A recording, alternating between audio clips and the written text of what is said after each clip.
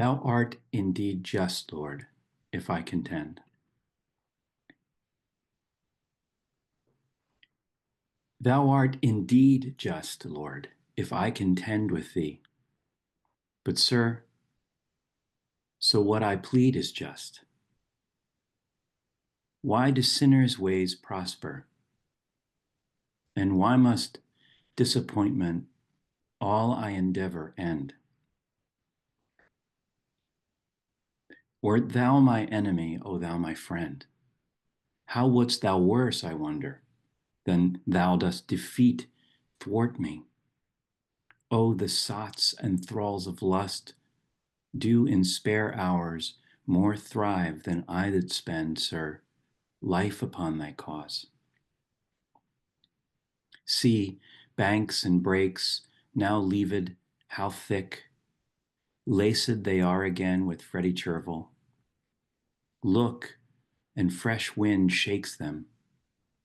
Birds build, but not I build, no, but strain, time's eunuch, and not breed one work that wakes.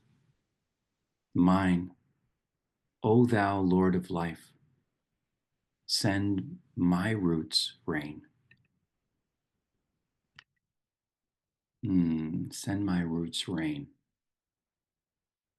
Spoken by the devoutest of Catholic priests, and also a brilliant poet. Send my roots rain. So, taking a comfortable seat,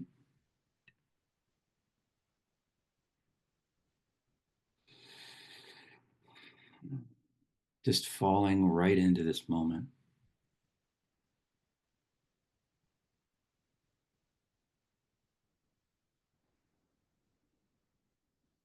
This moment in the film strip of your life, this little square.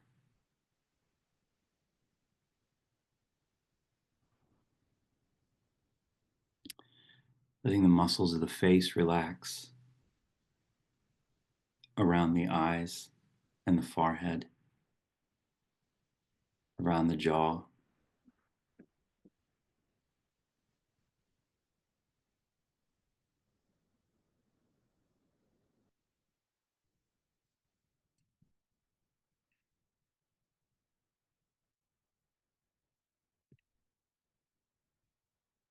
Straightening the back as best you can.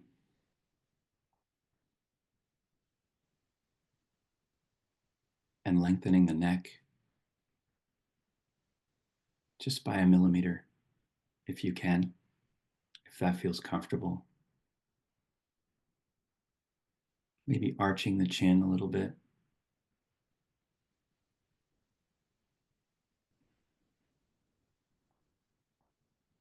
Today we're going to go to the bottom of the escalator with Christina. If you remember last week, Christina and her oranges. There's the view from the top of the escalator where the delight and the play of life is what we envision.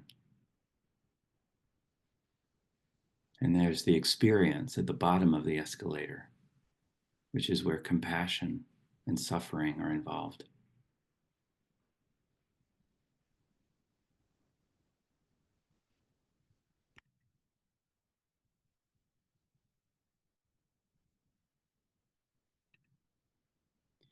And you might think of the heart and the head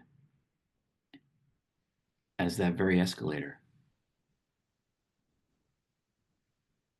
The head, the seat of wisdom, the heart, the seat of compassion, all one revolving organism in your breath.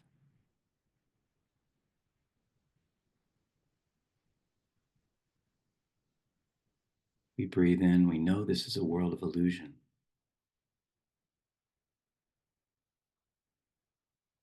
Kind of pause at the top and you look down the escalator. And you say, I choose this world.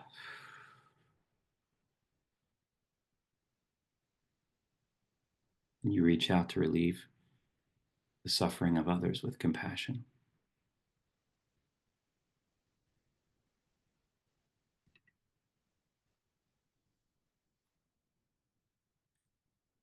breath rises. I know this is a world of illusion. The separateness is not real. I pause at the top and look back down the escalator.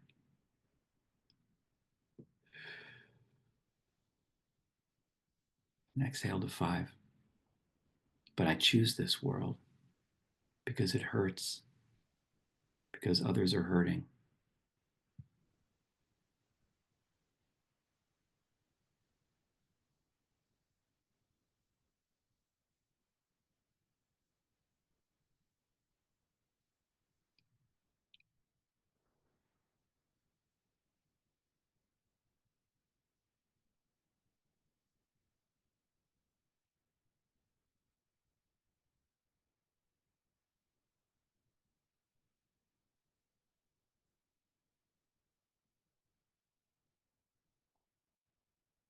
Two more breaths. As you do, just widening that space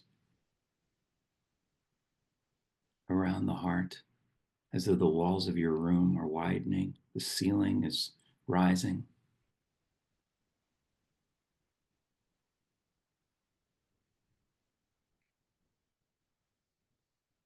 Opening the huge doors with their locks.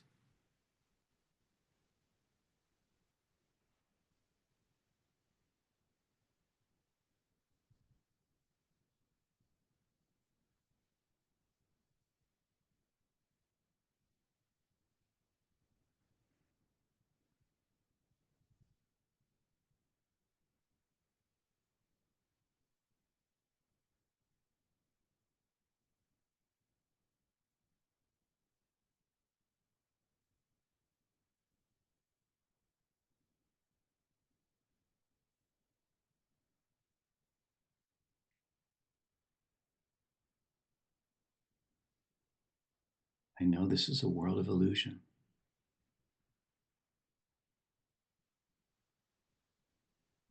Pausing and looking back down the escalator.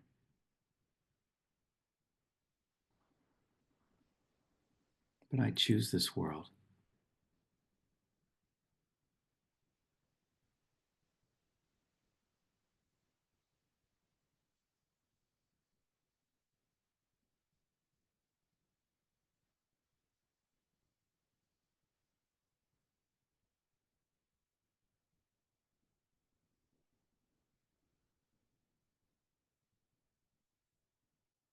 Then letting everything soften again, the shoulders, the chest, softening the belly.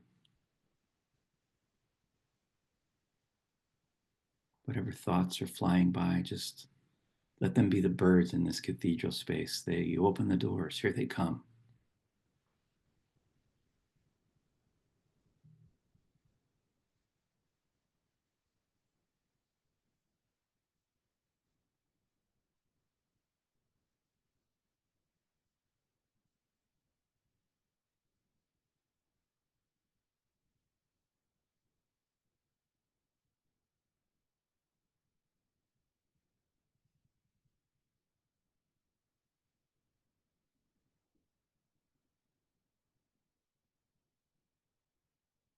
One more breath.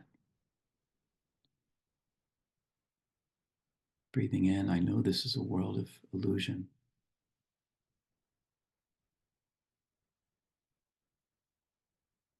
Looking back down, I choose this world to relieve the suffering of others as best I can.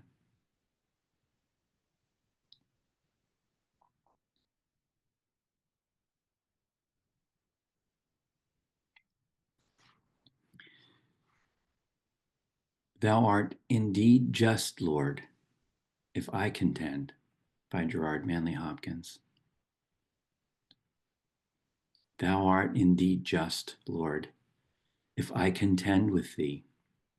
But, sir, so what I plead is just. Why do sinners' ways prosper? And why must disappointment all I endeavor end? Wert thou my enemy, O thou my friend, how wouldst thou worse, I wonder, than thou dost defeat, thwart me? Oh, the sots and thralls of lust do in spare hours more thrive than I that spend, sir, life upon thy cause. See the banks and brakes, now leaved, how thick, laced they are again with fretty chervil. Look, and fresh wind shakes them. Birds build, but not I build. No, but strain, time's eunuch, and not breed one work that wakes. Mine, O Lord of life, send my roots rain.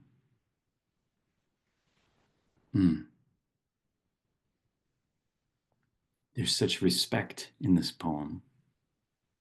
Sir, O thou my friend, there's a closeness in the thou, the use of thou. And there's a formality in the sir, the I that spends, sir, life upon thy cause. Lord of life, send my roots rain. He's looking around and he sees that the slaves of lust and the drunks thrive more than he does, appearingly. That the ground is covered with this chervil, this kind of parsley, this licoricey parsley that's everywhere, and it keeps growing and thriving abundantly. Everything's growing except for me. I don't produce anything. I'm a eunuch of time. Not one of my work wakes. Of course, it's all a fantastic illusion, because here we are 150 years after this poem was written, talking about it and talking about him, where all of those other things he was looking at are gone. He was actually writing the work that woke, while he was saying he writes nothing that wakes, which is what's happening all the time. This phrase, send my roots rain, I carry it with me everywhere. In Buddhism, there are three kinds of faith. There is a model of three kinds of faith. One is bright faith, which happens at the beginning. That's the shiny confidence of the convert. They want to talk about it with everybody. It's the moment of the shift, and you can just see it. The brightness is a great way of describing it, because you just see that in every cell of their body. Then they pass through to a verified faith, which is slightly more stable, and there's less of a need to talk about it, as though to convince oneself while one's sharing. And Sharon Salzberg says it's slightly more reliable, the verified state of faith. And there's some encouragement along the way. We feel that our feet are more firmly on the ground now, that we're in this. It's the purgatory state. We're out of hell, but we're still climbing. But as we climb and as we suffer climbing, we sing, like in Dante. And then there's the unshakable faith. That's the unwavering confidence.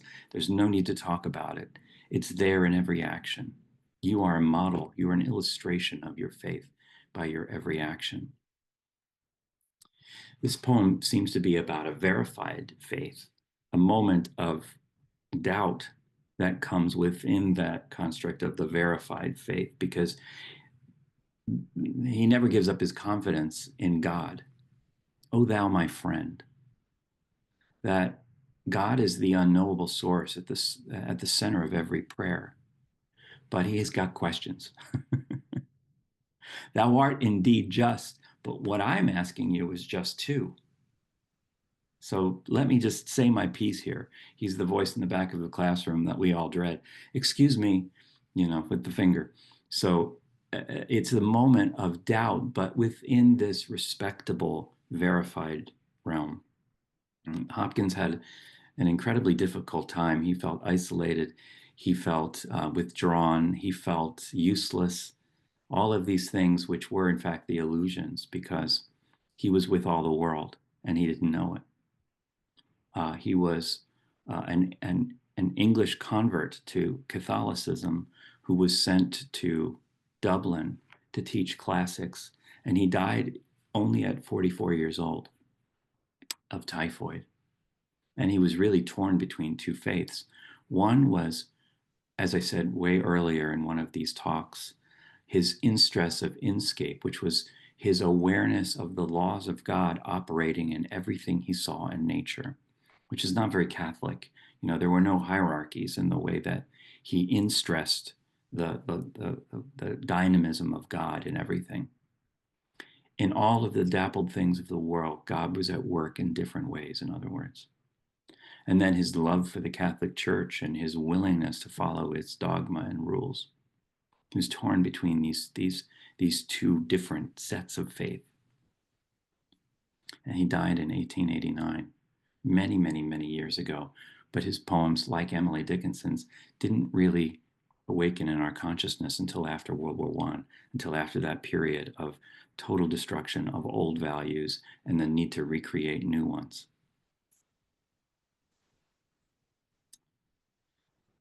This poem stays with me, and it's so important to me because it reminds me of one of the last things my mother ever said to me.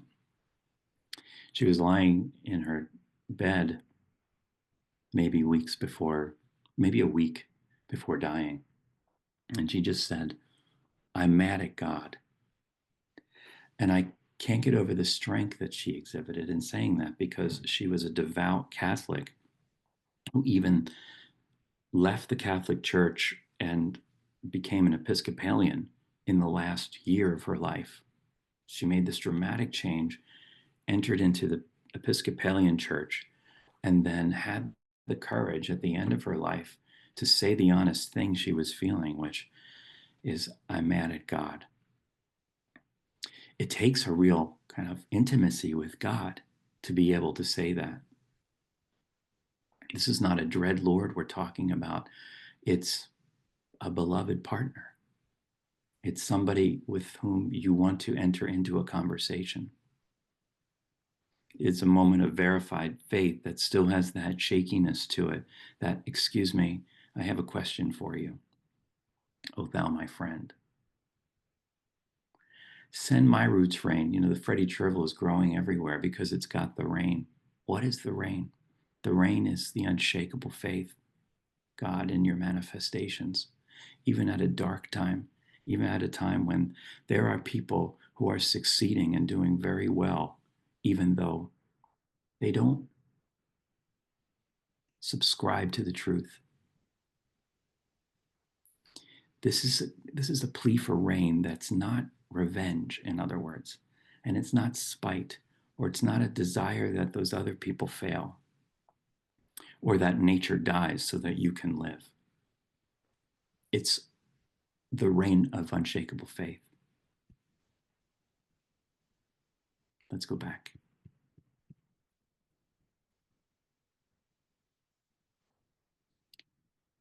Thou art indeed just, Lord, if I contend with thee. But, sir, so what I plead is just. Why do sinners' ways prosper? And why must disappointment all I endeavor end? Wert thou my enemy, O thou my friend? How wouldst thou worse, I wonder, than thou dost defeat, thwart me?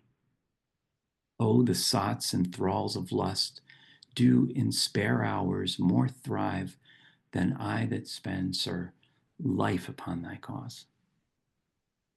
See banks and breaks, now leaved, how thick, laced they are again with Freddie chervil. Look, and fresh wind shakes them. Birds build, but not I build, no, but strain, time's eunuch, and not breed one work that wakes. Mine, O thou Lord of life, send my roots rain. Let's go back into it.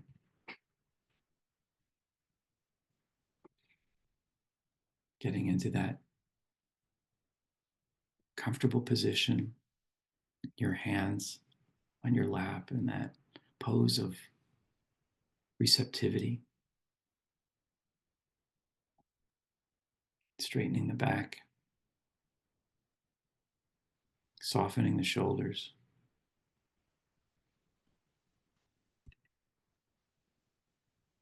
lengthening the neck,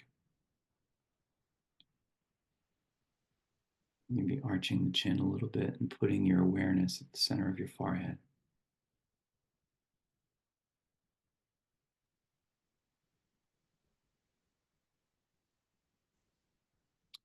And then just breathing in.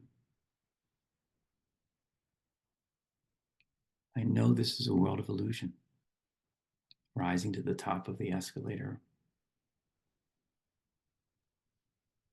to that position of wisdom. And then turning back around and looking down. But I choose this world to relieve the suffering of others.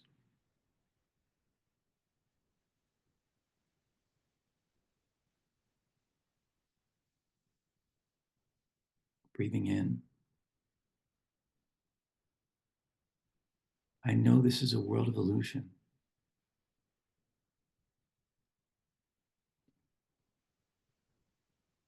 Breathing out. But I choose this world.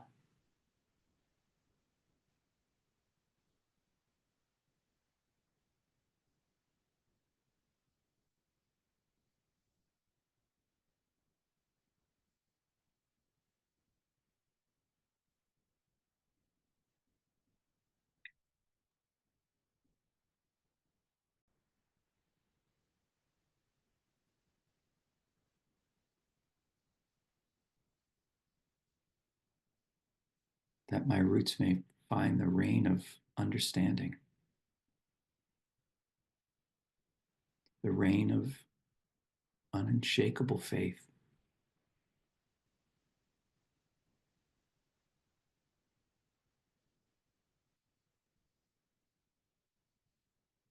This moment took 13.5 billion years to come to be.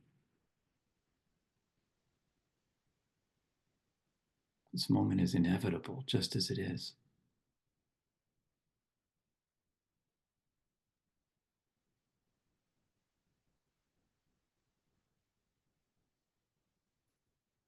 Second, that my roots find the reign of peace with the way things are, wanting what I have right now.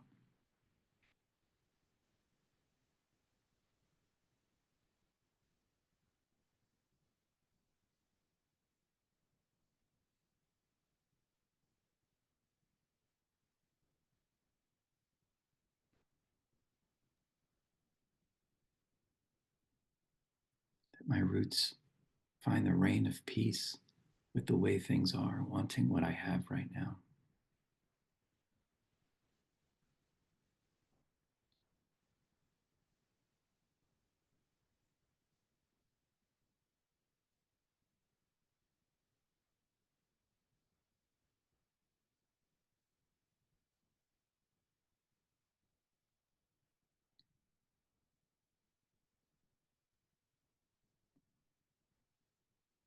And third, that my roots receive the rain of nourishment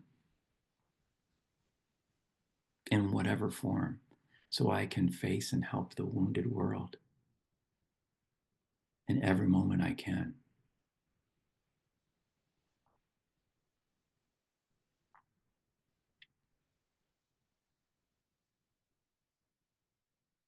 That my roots may be sent the rain of nourishment, so I can face and help the wounded world in whatever way that I can.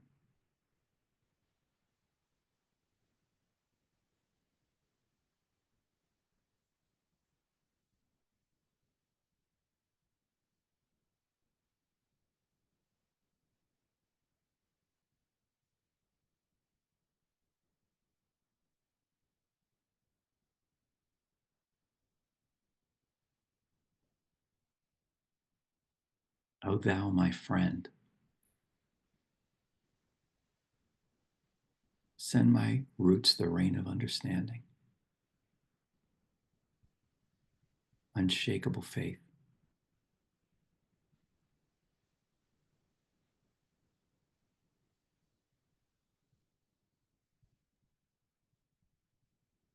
Send my roots the rain of peace with the way things are, wanting what I have right now.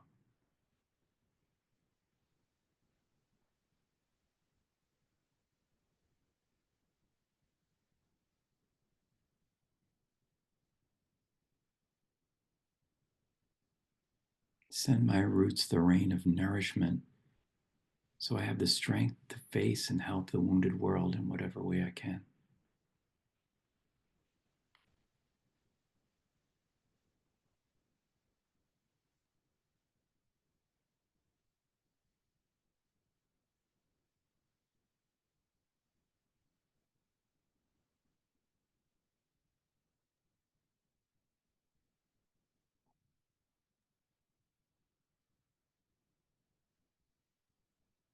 Breathing in, I know this is a world of illusion.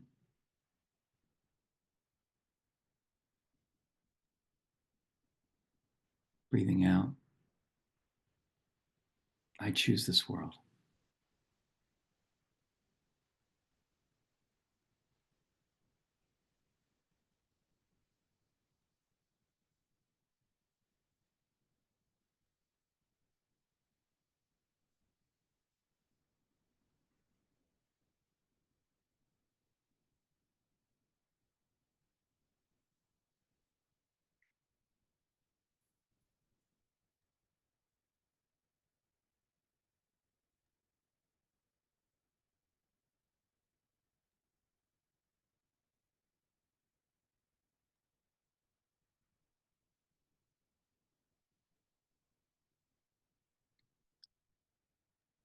Thou art indeed just, Lord, if I contend, by Gerard Manley Hopkins.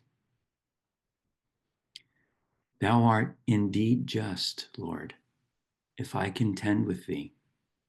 But, sir, so what I plead is just. Why do sinners' ways prosper? And why must disappointment, all I endeavor, end? Wert thou my enemy, O thou my friend, how wouldst thou worse, I wonder, than thou dost defeat, thwart me? Oh, the sots and thralls of lust do in spare hours more thrive than I that spend, sir, life upon thy cause. See banks and breaks now leaved how thick, laced they are again with fretty chervil. Look, and fresh wind shakes them. Birds build, but not I build, no, but strain, time's eunuch, and not breed one work that wakes. Mine, O thou Lord of life, send my roots rain.